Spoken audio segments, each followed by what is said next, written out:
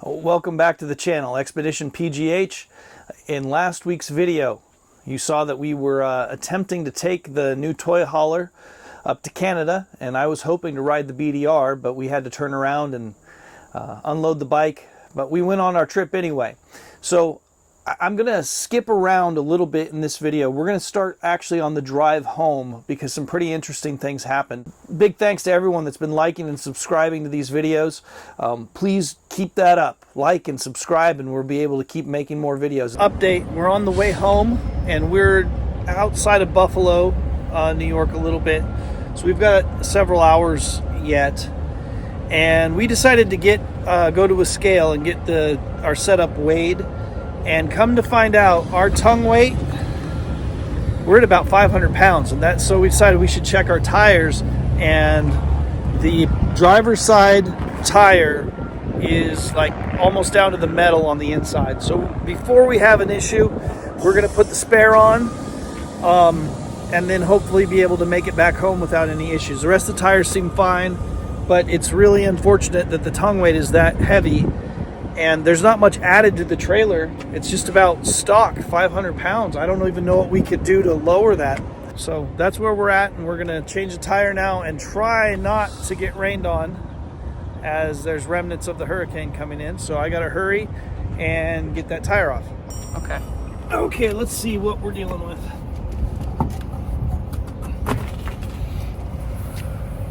Oh, there's metal. Yep, this was a good decision to take it off. Oh, well, it's yeah. not metal, but it's fiber, so there's not much left. Yeah, we don't need to run this for 3 more hours. That's for sure. Yeah, good choice. Let's pull it off and put the new one on. Go ahead. The nice thing about the Outback is it's a full-size spare, but not just a full-size spare. It's got the actual rim. Really nice.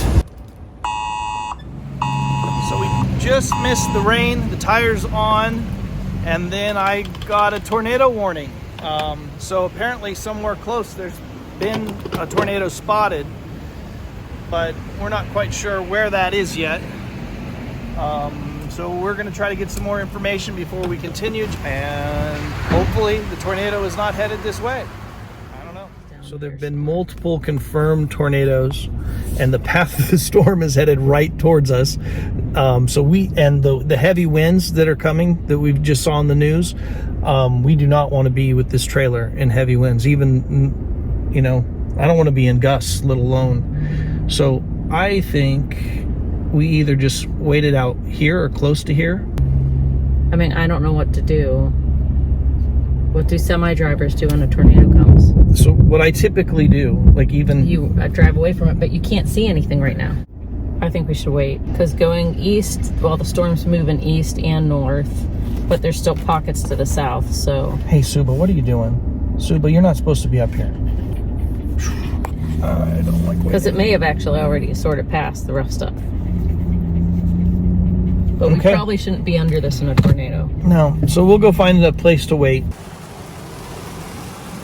Here in the town of Eden, we understand from the National Weather Service it was about 12:45. You were referring to those tornadoes when that EF0 tornado here actually touched down with the peak wind speeds of 85 miles an hour.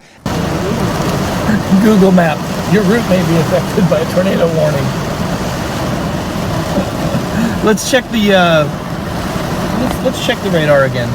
It seems like it's slowing down, so we are going to get on the road, get down 90 and try to get further away rather than just sit here and wait. But it seems like it's passed. So if so, we're back on the road. Man, we got that tire changed right at the right time. At the stop sign. So and just like that, storm's gone. We're back on the road headed to Buffalo. So we got back to Pittsburgh safe, which was good. But we did have a little bit of damage to the car. Obviously, the tires are going to need replaced all the way around, but there was a very loud noise coming out of the back of the vehicle. I was really worried it was a CVT. Fortunately, it was just the rear driver's side wheel bearing was totally shot. So that could have been worse. But that just tells you from that drive that this trailer, the tongue weight was ridiculously way too high. And look at the trailer. All of the cabinets, everything's right up front, all out of stock. We've weighed it several times now, and we're getting between 400 and 500 pounds, depending on what's in it. They said it would be 280, so that's what we made our decision on. It's not 280, let me tell you. It's very, very tongue heavy. So we had to make some different choices. Now, we're going to go back in time, go back to Canada, and I want you to check out this campground we stayed at. It's called CHUTES Francis. I don't know. It was in French. I don't remember. It doesn't matter. All I know is CHUTES, I think it means waterfall, and check out this campground. It has an awesome waterfall in it. We love this place. This might be our favorite all-time campground that we've ever stayed at. Check it out.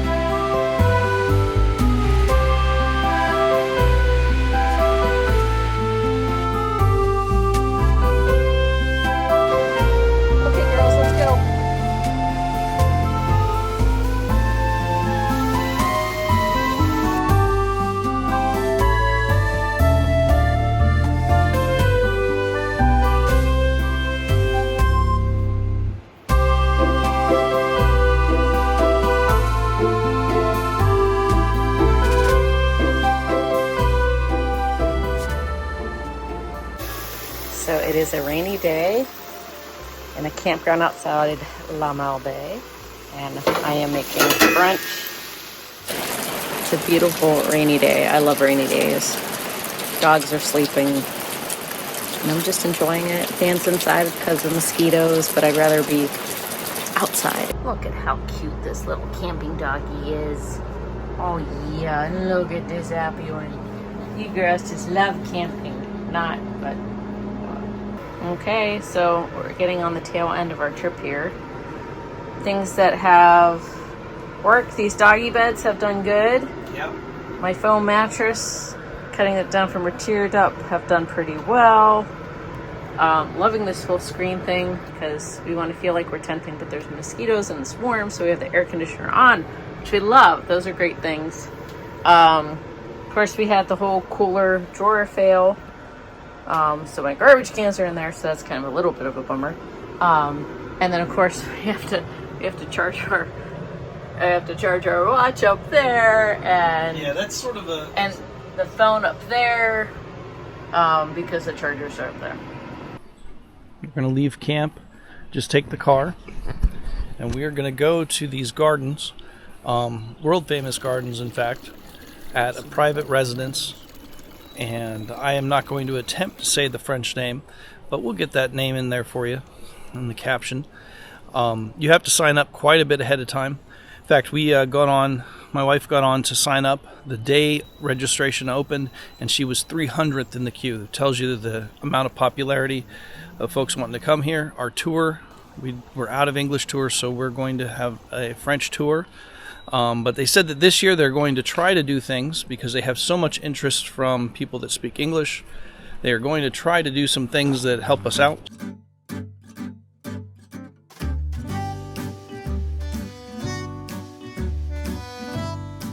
So during COVID, we discovered a gem of a documentary on Prime, Amazon Prime. It's called The Gardener. So it was a documentary made in 2018 about the gardens of Frank Cabot, who is a French-Canadian / American, but they've had basically this family property going back generations in Quebec.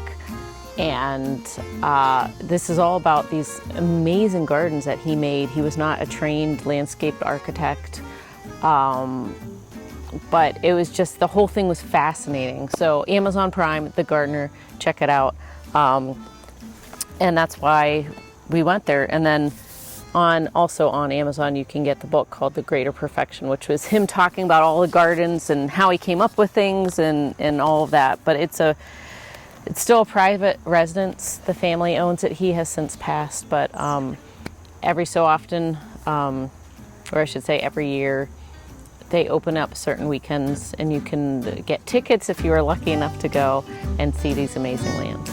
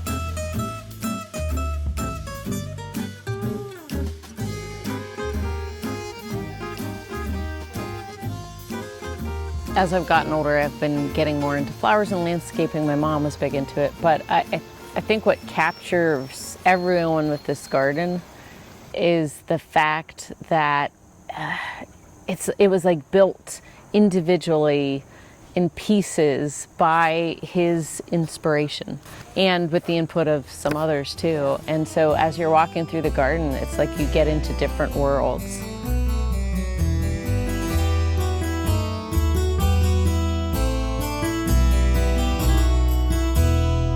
The work over the decades that went into it is just incredible. I am very happy we got to see it. I can't believe we did.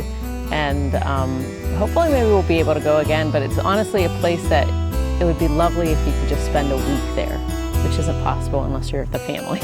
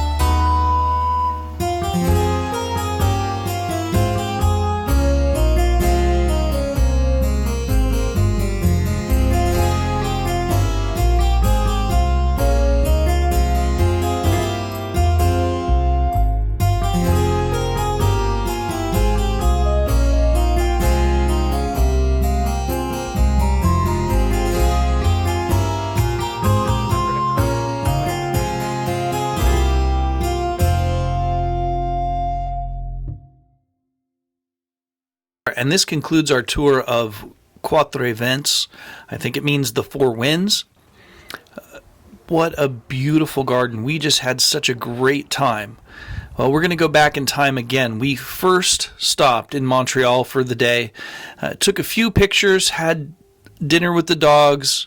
It was such a quick stop. I didn't even take pictures of our campsite, and we moved on. And then we went to Quebec, and we had an awesome 2 days in Quebec. So here are some of the photos and videos from our time in Quebec. I really put a lot of effort into these photos. I hope you like them.